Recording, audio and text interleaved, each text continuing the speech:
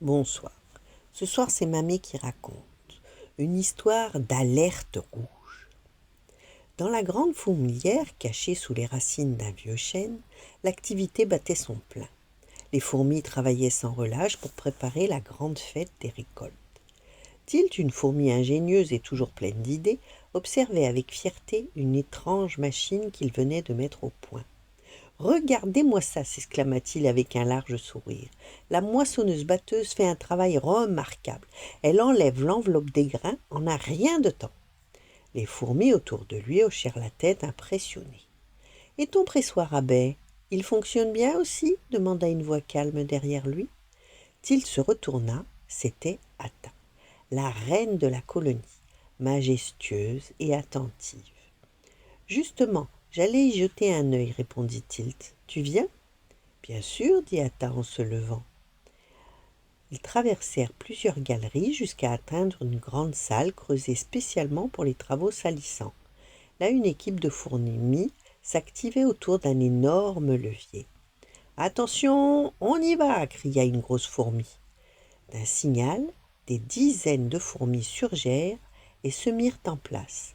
Elles poussèrent ensemble un caillou qui actionna le levier. Lentement, une large pierre plate s'abaissa sur le tas de baies. Schlock ! Le jus rouge vif jaillit de tous les côtés et s'écoula dans des petites coupes en bois. « Kawawunga !» hurla une fourmi enthousiaste.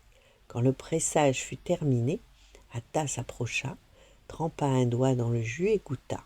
« Délicieux !» dit-elle, les moustaches et le menton tachés de rouge. Cette année, les baies sont particulièrement sucrées. Tilt bomba légèrement le torse. Grâce à cette machine, nous aurons assez de jus pour la fête.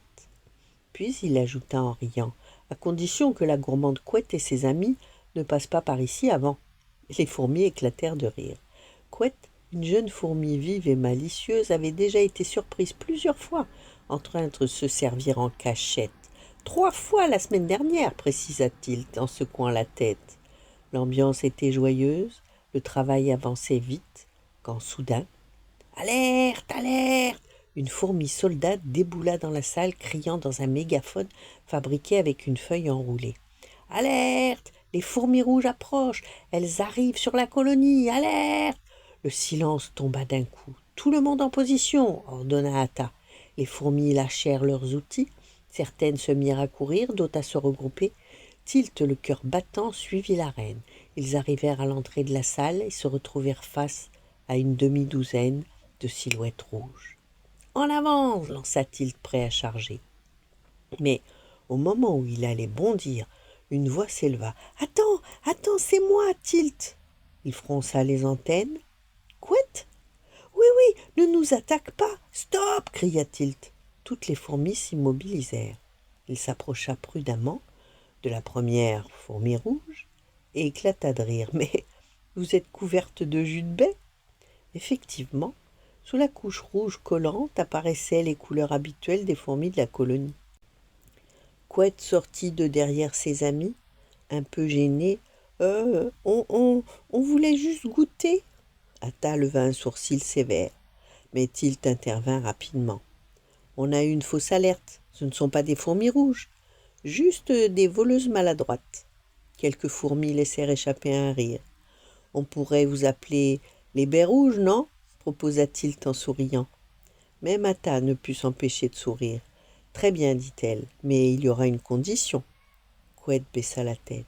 « Vous participerez au travail jusqu'à la fête. »« Oui, Majesté, répondirent-elles en chœur. » Quelques heures plus tard, la salle du pressoir résonnait à nouveau de rires et de chants. Cette fois, Couette et ses amis travaillaient dur, même si elles jetaient parfois un coup d'œil gourmand aux coupes de jus. Et lorsque la fête des récoltes arriva enfin, il y eut assez de jus pour tout le monde, même pour les baies rouges. Voilà.